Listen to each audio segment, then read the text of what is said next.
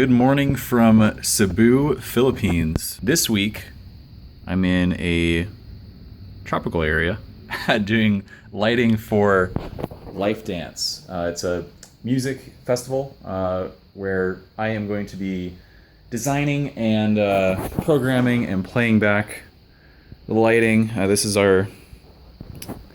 is the previs in the hotel room. So I decided I would make a couple of video logs and show you all the behind the scenes stuff, and hopefully that's exciting or worth your time to watch. This show is actually the first time I'd even been overseas, so that meant I had to secure a passport and spend a lot of hours in an uncomfortable airplane seat. The only silver lining when you're 6'4" is getting a window seat. But 2 flights and 20 hours later, I had finally touched down in the Philippines.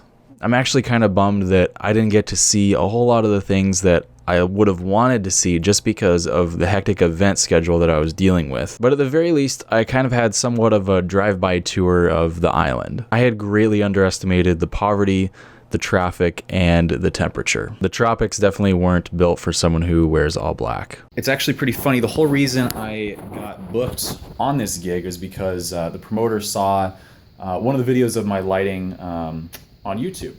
So I figured I probably should do a few more videos like this, just kind of give you a little bit behind the scenes and, give you a little insight into how everything happens.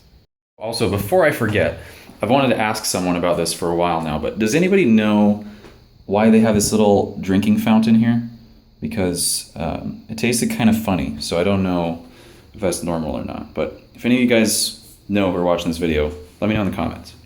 So just to give you a little bit, like we gotta check out this these snack packs though. This is like the dream. Like we got these awesome little chocolates.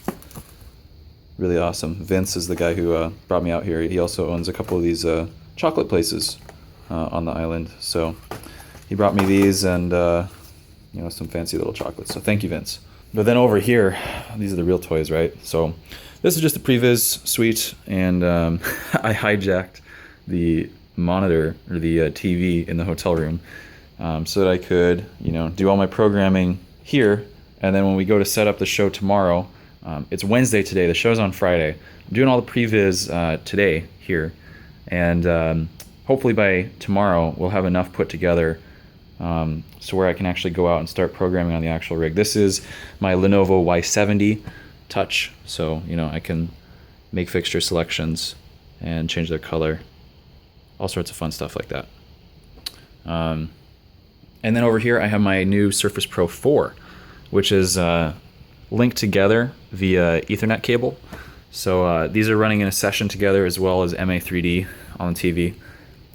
So these will be like these will actually be my front of house computers, since nowhere in the Philippines has a Grandma 2, so I had to kind of Frankenstein my own together with different MIDI devices and an Ethernet node.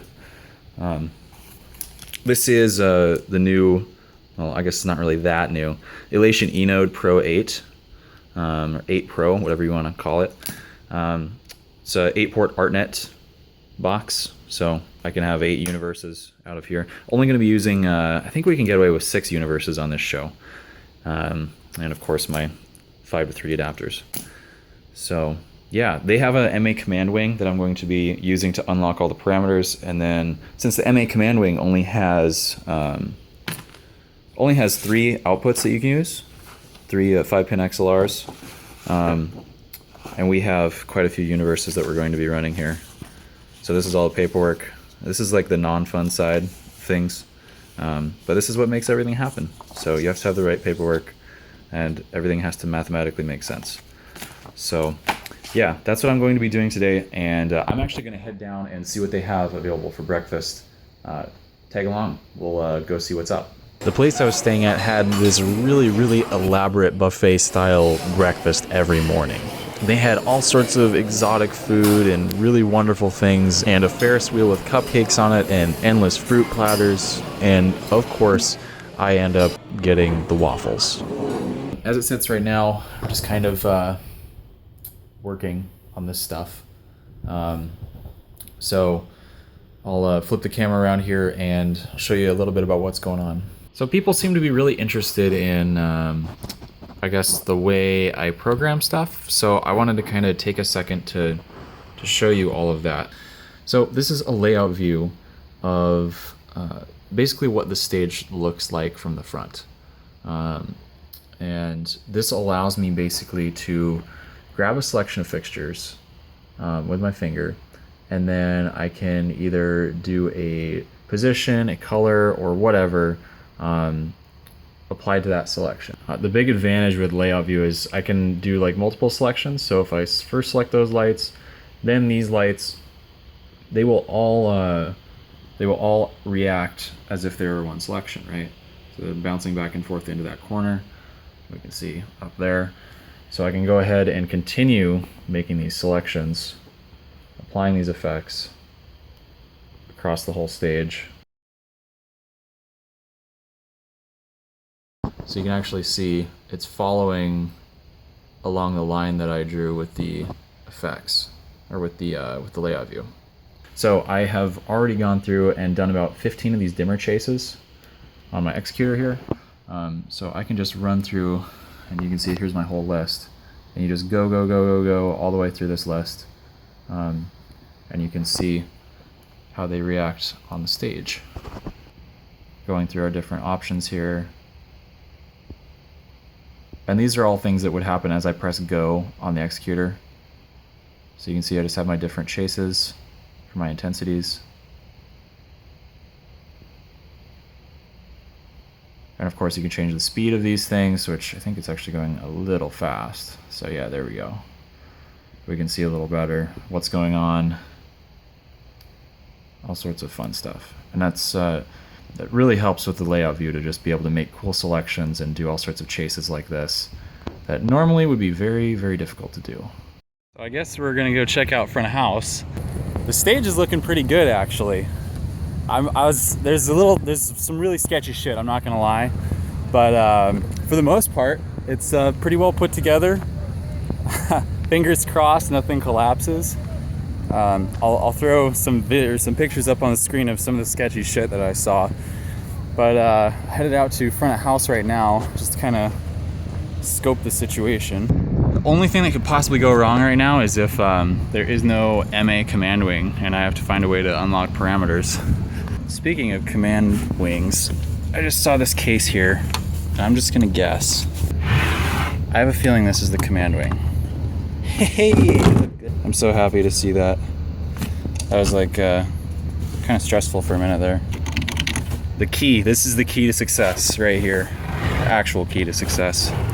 It was pretty funny to see the dichotomy between really, really rudimentary tools and the high-end lighting that somehow we got on this stage. And what you're looking at is legitimate Claypaky Mythos fixtures being lifted onto the upstage trusses on the stage. It was a bummer that we only had 4 available, but it was still pretty awesome that we had any Mythos available at all.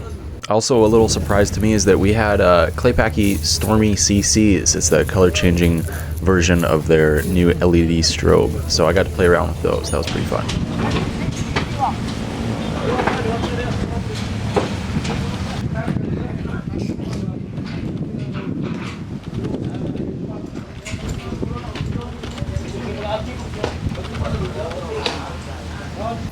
All right, so it is about 3 a.m. in the Philippines, and we're so close to getting this rig totally flashed and ready to finalize programming.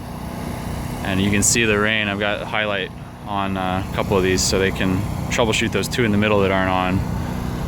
But yeah, this has been a really interesting past couple hours, trying to figure out how to manage all of the improperly set up fixtures. It's okay though. I mean, I can fix everything from the console. It just takes a little extra time. So pretty much everything had to be flipped. All my positions are now trash from what I did in my previous. That's okay. So yeah, it's actually really starting to rain right now. There's no haze here. This is all rain. By the time it had stopped raining, the sun was already coming up, and it goes without saying that programming lights during the daytime is significantly more difficult than programming them at night during show conditions. By this point, I had been awake for over 20 hours. There were still some things I wanted to fix with the rig, but at some point you just have to kind of stop and realize that the show has to start. Major key to success. Once the sun goes down and you start to see your work come together, it's a really, really rewarding feeling.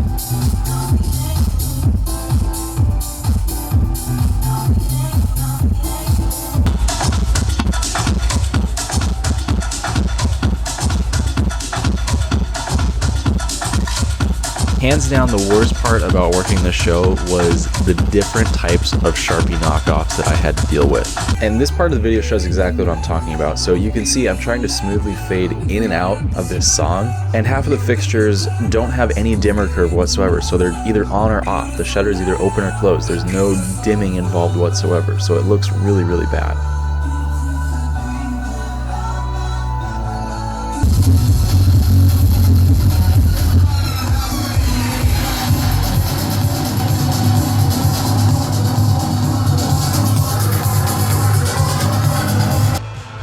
And this clip I had to throw in. I'm so glad I caught this on camera because it's one of my favorite occurrences in live EDM acts that have an MC. You'll see what I mean.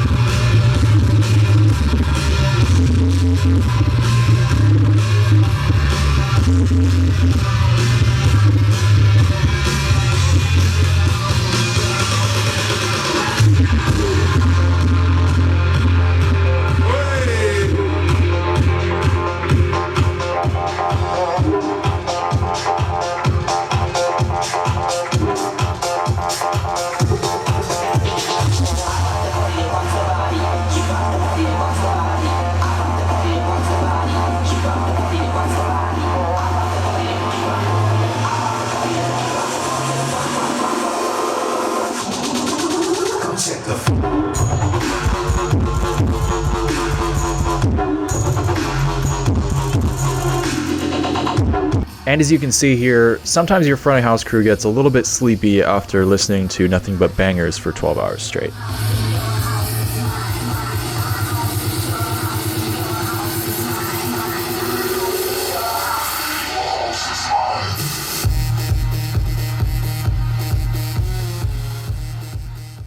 Finally, the show had ended and it was time to head back to Seattle.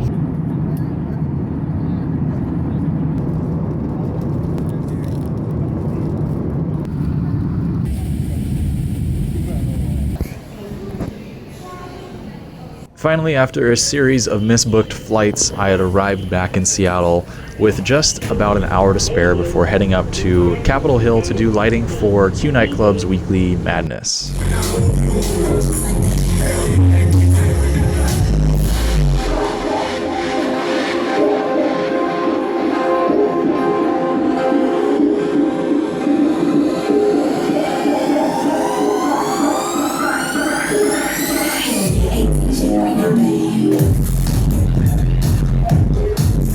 And of course, coming home to Seattle would not be complete without experiencing the wonders of Capitol Hill, like the guy who is battling a stack of pallets.